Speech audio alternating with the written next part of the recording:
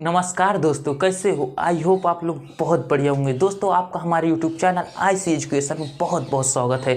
दोस्तों, आज की इस वीडियो में हम पढ़ेंगे, जैसा कि मेरे पीछे दिख ही रहा होगा आपको, इंटरनल स्ट्रक्चर ऑफ हार्ट यानी हृदय के बारे में आज हम अध्ययन करेंगे। आप किसी भी कक्षा में हो, 0 से लेकर यानी आप 1 से लेकर 10 या 12 तक में किसी भी कक्षा में हो, तो यह चैप्टर, यह जो है कोई हृदय के बारे में, यह बहुत ही इंपॉर्टेंट है। यदि आप कक्षा 10 में हैं तो बहुत ही ज़्यादा मोस्ट इंपॉर्टेंट है। यानी ये जी हमारा बायोलॉजी में यह 6 नंबर का पूरा आता है। इंटरनल यानी बनाकर संरचना सहित पूरा करना है, तो वो आप सभी को मैं पूरा सिखा दूंगा। और हाँ, हृदय कैसा बनाया जाता है वो भी मैं आपको बता दूंगा। चलिए, मैं हृदय से रिलेटेड पूरी जानकारी आज आपको इस वीडियो में दूंगा। सबसे पहले हम जान लेते हैं हृदय कुछ मोस्ट पॉइंट, यानी हृदय के जो इंपॉर्टेंट जो पॉइंट है उसके बारे में पहले जान लेते हैं। हृदय रक्त परिसंचरण तंत्र एक महत्वपूर्ण हिस्सा है। हृदय जो हमारा है रक्त परिसंचरण का एक महत्वपूर्ण हिस्सा है और हृदय एक पेशीय अंग है। हृदय जो हमारा है एक पेशीय अंग है।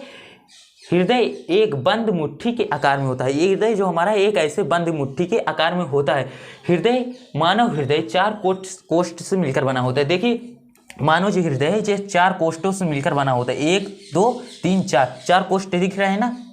दायां अलिंद, दायां निलय और बायां अलिंद, बायां निलय, 4 कोष्ठ दिख रहे हैं। और मछली के हृदय में, अगर जैसे पेपर में ऑप्शनल आ जाता है, बहुत बार को आता है, बहुत ही ज़्यादा महत्वपूर्ण ये भी क्वेश्चन है, यानी मछली के हृदय में कितने कोष्ठ होते हैं। मछली के हृदय में हमारा 2 कोष्ठ होते हैं। याद रखिएगा, मानव के हृदय में 4 कोष्ठ होते हैं, चाहे वो मेल हो चाहे फीमेल हो, 4 होते हैं। और मछली के हृदय में वह 2 कोष्ठ होते हैं।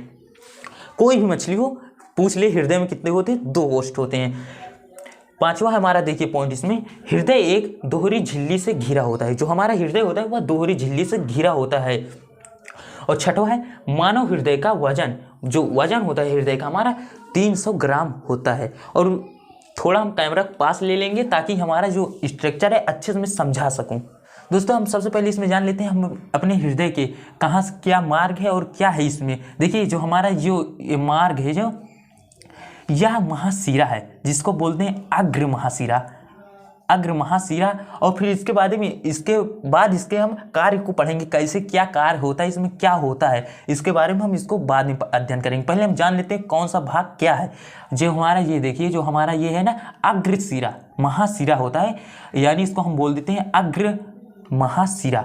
इसको आप बोल सकते हैं महाशिरा भी बोलें तो भी बहुत सही है। और ये हमारा जो है मध्य महाशिरा, और ये जो नीचे हमारा दिख रहा है मध्य महाशिरा। ये देखिए, जो हमारा यहाँ पास से देखिए 2 भागों में विभाजित हो रहा है ना कोष्ठक, दायां निलय और बायां निलय जो बीच में विभाजित हो रहा है, ये हमारी ये विभाजिका, यहाँ से विभाजिका है। और फिर यहाँ देखिए, यहाँ से अभी आते हैं, यहाँ देखिए जो है हमारा ना ये महाधमनी है, और ये जो हमारा है ये फुसफुस धमनी है, फुसफुस धमनी है। और ये हमारा जो है ये फुसफुस शिरा है। अब देखिए इसके अंदर क्या है, ये हमारा दायां अलिंद है और दायां निलय, इसके नीचे जो है हमारा ये दायां निलय है, ऐसा हृदय में जुड़ा रहता है। ये हमारा दायां निलय है। और ये जो यहाँ पास देखिए ये पार्ट दिख रहा है, यह बायां अलिंद है, और ये नीचे वाला जो पार्ट है यह बायां निलय है। अब इसके बारे में हम जानते हैं यह कैसे कार्य करता है। जो हमारा हृदय है ना, ये पंप के समान कार्य करता है, ये पंप की तरह कार्य करता है।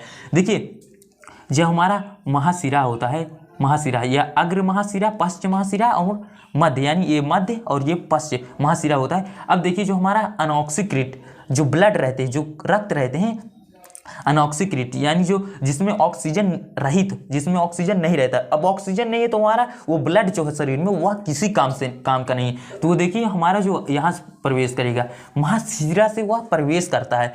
जो ब्लड है हमारा खून, वह महाशिरा से प्रवेश करता है। वो भी कैसा खून, जिसमें ऑक्सीजन ना हो, अनऑक्सीकृत। यहाँ से देखिए महाशिरा से प्रवेश करेगा। अग्र महाशिरा, मध्य महाशिरा और पश्चिम महाशिरा, वह इन तीनों में से कहीं से भी प्रवेश करेगा। कहाँ प्रवेश करेगा? हृदय में। हृदय में जब वह प्रवेश करेगा तो हमारा सबसे पहले आएगा वह दायां अलिंद, दायां अलिंद में आएगा तो वहाँ से वह नीचे आएगा दायां निलय। दायां निलय में जैसे वह आएगा तो यहाँ से यह पंप के समान कार्य करता है। पंप के समान कार्य करेगा ना, तो यह फुसफुस, ये फुसफुस धमनी देखिए, धमनी। एक बात और बता दूं, जो शिरा है, शिरा से जो हमारा अनऑक्सीकृत है ब्लड रहते हैं, जो अनऑक्सीकृत खून रहते हैं, वह प्रवेश करते हैं और धमनी से बाहर निकलते हैं। देखिए जो फुसफुस धमनी से यहाँ से जो यह पंप करेगा तो यह फुसफुस धमनी से निकलेगा। फुसफुस धमनी से जब यहाँ निकलेगा तो हमारा यहाँ क्या रहता है, फेफड़ा में अब क्या रहता है, फेफड़ा में जब हम सांस लेते हैं ना तो हमारी जो ऑक्सीजन रहती है, ऑक्सीजन जब जाती है ना तो फेफड़े में इकट्ठा हो जाती है। जो ऑक्सीजन रहती है वो फेफड़े में इकट्ठा रहती है। तो उसके बाद ये जो हमारा फुसफुस धमनी से बाहर आएगी। अब देखिए धमनी से बाहर जाता है, फुसफुस धमनी से जब ये फेफड़ों में आएगा, यहाँ पास फेफड़ा रहता है, यहाँ फेफड़ों से हमारा जो रक्त है फुसफुस धमनी से फेफड़ों में आएगा। फेफड़ों से जब अनऑक्सीकृत है वहाँ ऑक्सीजन पा जाएगा तो ऑक्सीकृत हो जाएगा, यानी ऑक्सीकृत हो गया तो वह ऑक्सीजन रहित, यानी वो ब्लड हमारे किसी कार्य का हो गया। अनऑक्सीकृत रहता है तो वह हमारा किसी कार्य का नहीं।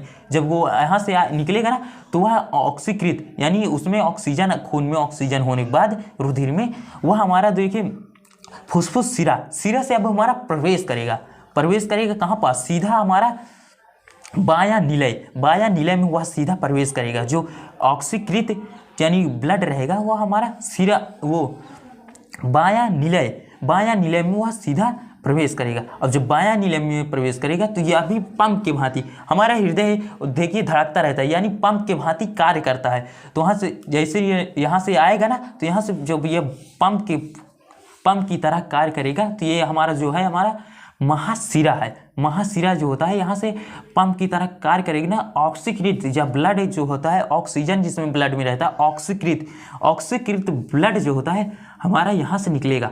महाशिरा से ब्लड हमारा ऑक्सीकृत निकलकर पूरे शरीर में फैल जाता है। हमारा इतना ही हृदय में रहता है।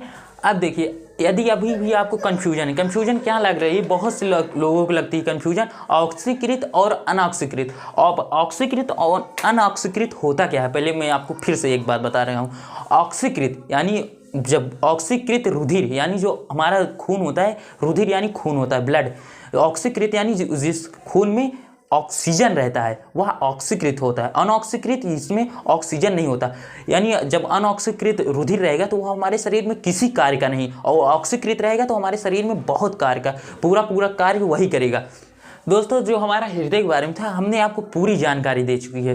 तो वीडियो को जहाँ तक जितना से ज़्यादा हो सके शेयर करिए। आप अपने दोस्तों को, यानी कक्षा 10 में जितने भी पढ़ रहे हैं, हमारा ये 6 नंबर का आ जाता है, बोर्ड एग्जाम में 6 नंबर का आ जाता है। तो अपने सारे दोस्तों को शेयर कर दीजिएगा, और वीडियो पर नए हो तो सब्सक्राइब जरूर कर लीजिएगा। अगर हाँ वीडियो पसंद आई हो तो लाइक एक जरूर कर दीजिएगा। मिलते हैं अगले वीडियो में, इसी तरह की इंटरेस्टिंग वीडियो में आपके लिए लाता रहूँ। फिर मिलते हैं अगले वीडियो में। जय हिंद।